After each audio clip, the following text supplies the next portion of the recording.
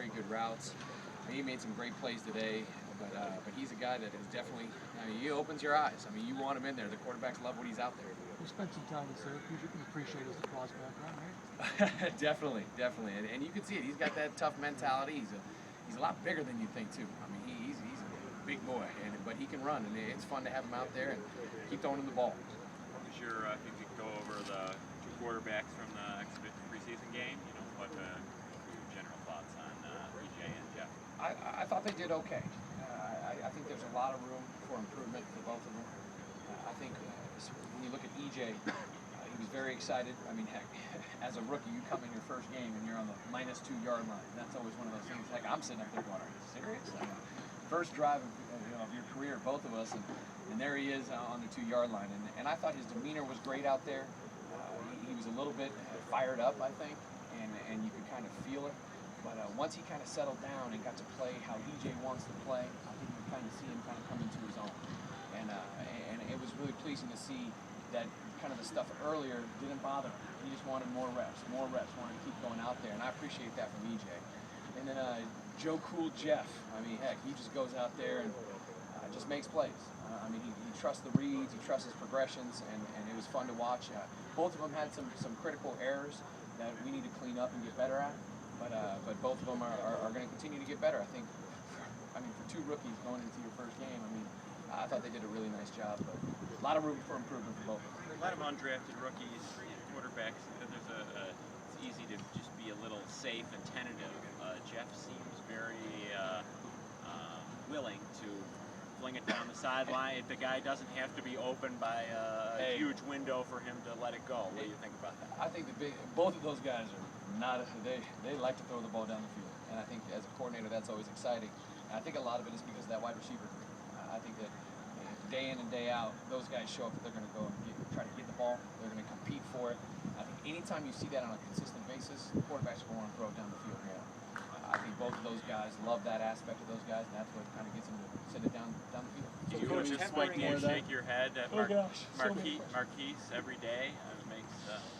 Yeah, heck, he's kind of fast. And I think that as a coordinator, our job is to figure out what these guys do good.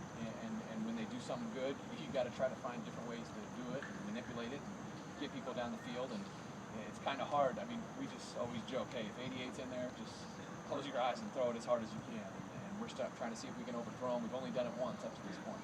So, Coach, in an effort to temper expectations maybe a little bit on the two quarterbacks, what is a realistic step that you are looking for them to take, come Friday night?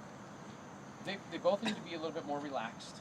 They both need to go out there and continue to trust their progression. And I think that one issue with a quarterback is anytime that you get out there and you get comfortable, you get some completions, you think you're Superman. And you start kind of trying to force some things. It happened to those guys. And I think that they just still have to sit back, and each play is a brand new play. And I think that they did have some success, and they just have to continue to understand it's about the play, it's about the players, it's about the communication. And as long as they just kind of stay within themselves in the system, I think that'll make them even better. Coach, talk about the receiver competition. You have about a dozen in camp, a lot of weapons out there. How do you pare it down, decide how many to keep, who goes on? I have no clue. That's a great question.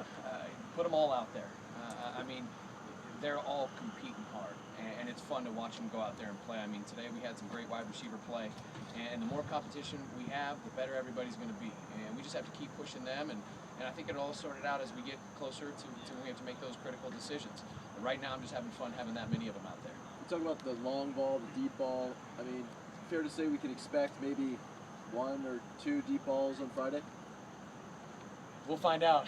I can't give secrets. I know you're not game planning for the Vikings or anything like that, but I think anytime you have the speed out there, you have to at least give it a shot. Obviously, a lot of people go, "Oh, you should just throw it deep. You got all these great guys out there." Well, what happens is defenses they look at things too, and I think that there's ways that they can do it by covering some coverages, and you have to be creative on how you do that. So.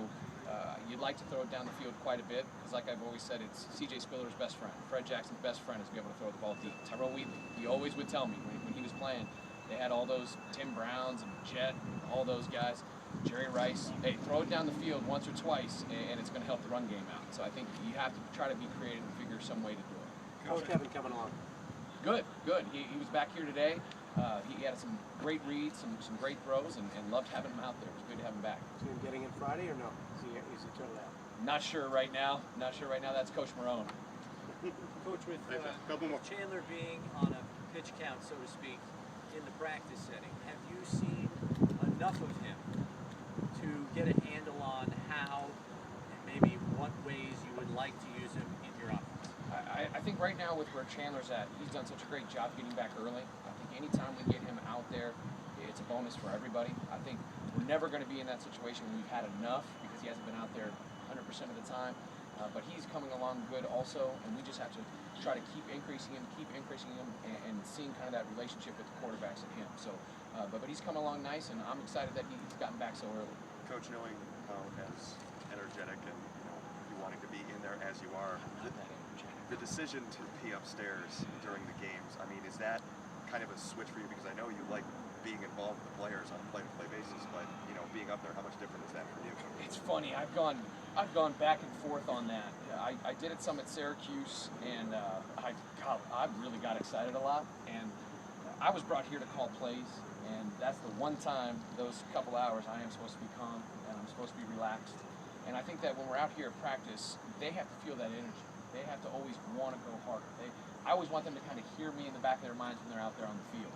But up in the box, I'm there to call the right play at the right time. And I think that I have to be calm, cool, and collected and get that in there. So that's what I'm brought here for, and I love it. And it is hard because you do want to go down there and celebrate and pick them up when bad things happen and get them going. But sometimes you just got to pick the right thing that you can do to be successful. With the offense being as fast-paced as it is it sometimes a drawback to have to go through basically a middleman to get your play? No, I thought it was pretty good. I thought it was pretty good on this past Sunday. I think that I've always prided myself in wanting to get a play called real quick. And I think that that's something that I always make sure that my head is down in the game plan. I'm hearing the down and distances, and I'm getting a feel for what we're trying to do. And I think that's so critical because the minute that I stall, or the minute that something happens, I don't want any of those guys to go, hey, what's going on? So I think that for me, it's get it out as fast as I possibly can. Get my head up, see where the ball is, and call another play quickly. And I thought it went really well. I thought Coach Rabel did a great job for his first time. He's another rookie, talking to the quarterbacks, and it went really well. Were you freaking out a little bit when EJ's helmet went down during the 2 minute? No, he was awesome. I mean, we've actually practiced that. I was here, funny enough, I was here for the Buffalo Bill game. I don't know if you guys remember when all the power went out. San Diego game. And I'll never forget that game. And I mean, there's things in football, that's why it's the best game ever. You never know what's going to happen. And so we practice that. Hey, what are you going to call in this situation? We always want them to be ready and make it natural. And the greatest thing is we've talked about it once or twice, and he just went right up there, called a play, and went to work. It was great. How long was the radio out? I think it was only one play. I'm not sure. I was confused, though, because it wasn't the play that I called him. What's going on? But EJ did a great job, and that just shows another instance on how calm and cool he can be. I mean, he doesn't get a play. We're in 2 minutes. There's a minute 40 left. He caught the ball in bounds, I think, in that moment, and he just calls a play. Is that single play when his radio goes out and he still is fine? I mean, he's a rookie in his first half of football. Could you say that's what made you maybe most happy about that game? A lot of things that I think he did. Anytime a rookie goes out there and throws a touchdown and throws for 100 yards and leads a team, I mean, heck, I'm so proud of him, both of those guys, for doing what they did. I mean, that was a lot of fun, and especially when you go in with two rookies, I mean, that's crazy. And it was just fun to watch him go out there and compete. Do you remember which play it was specifically? I don't. I know it was in the 2 minutes sometime. I know it was right around there. Next play, keep going. He told me afterwards. Thanks, Nick. Thanks.